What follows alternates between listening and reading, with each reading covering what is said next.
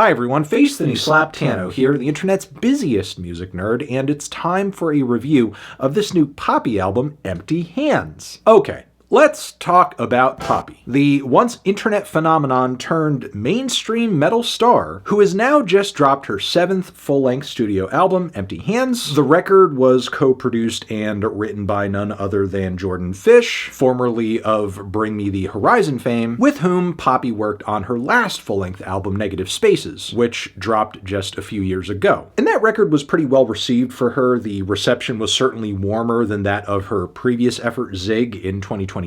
And in retrospect, Negative Spaces was a record that really kind of affirmed Poppy's position as a serious modern metal musician. And what I mean by that is her first flirtations with the genre in the 2010s were usually pretty over the top, campy, marked with enough quirk that if she were to decide at any point to change course and do something else musically, that you could kind of laugh it off a little bit and say, yeah, those songs were cool, but maybe it wasn't ultimately the move for me. Which I think was an understandable play at the time, given that most of Poppy's fans were not metalheads by any means. But lately she's been doing more to align herself with some of the genre's biggest stars today, or at least the ones that are relevant to her lane and style. Like in 2025, she embarked on a whole South American tour opening up for Linkin Park. She also teamed up with Baby Metal for a track on their newest LP, and she recorded too with modern legends Amy Lee and Courtney LaPlante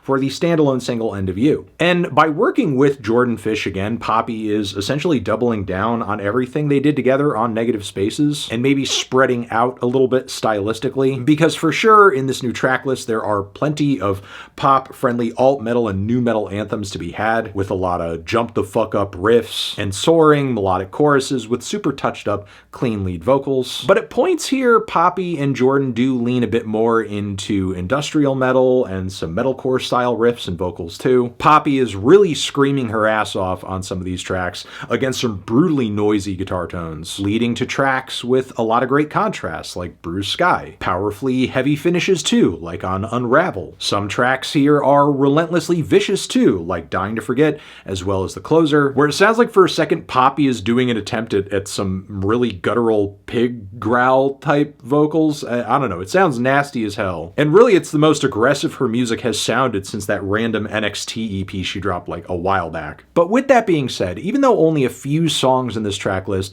hit me as complete and utter skips, there was a serious lack of adventure to be had on this album, I feel, as I think Jordan Fish is starting to sound like more of a limiting factor than an X factor. Someone who makes Poppy sound more predictable rather than elevating it. Because sure, while Poppy's music on this record and on Negative Spaces has never sounded more marketable from a modern metal standpoint, all the eccentricity and the personal touch that made many of Poppy's first forays into metal, all the stuff that made it sound refreshing and maybe a little weird in comparison to some of the artists who were already operating in the genre, all of that seems more or less kind of sucked out completely at this point. Either that, or when you are getting like slight visions of the old Poppy, such as on the intro track to this album, these girly, strange, flat vocal leads fit kind of awkwardly against these marching Marilyn Manson type floor toms with rumbling bass and squawking guitar chords. But yeah, at one time the prospect of Poppy kind of like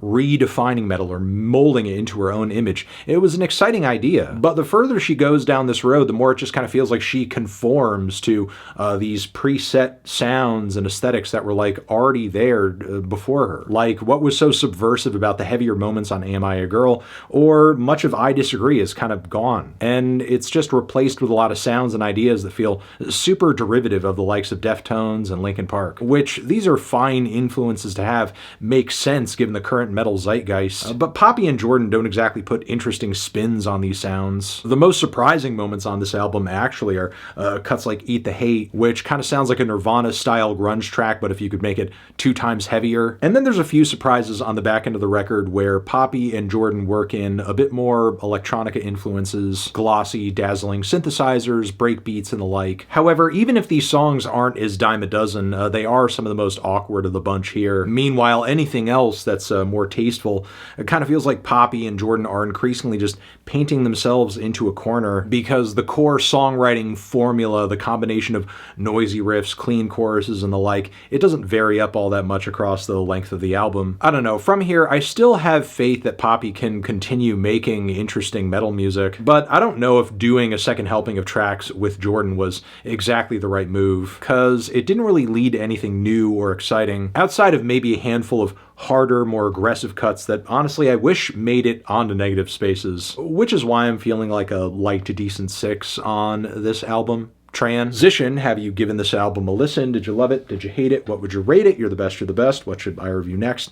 Hit the like if you like. Please subscribe and please don't cry. Hit the bell as well. Over here next to my head is another video that you can check out. Hit that up or the link to subscribe to the channel. Anthony Fantano, Poppy, forever.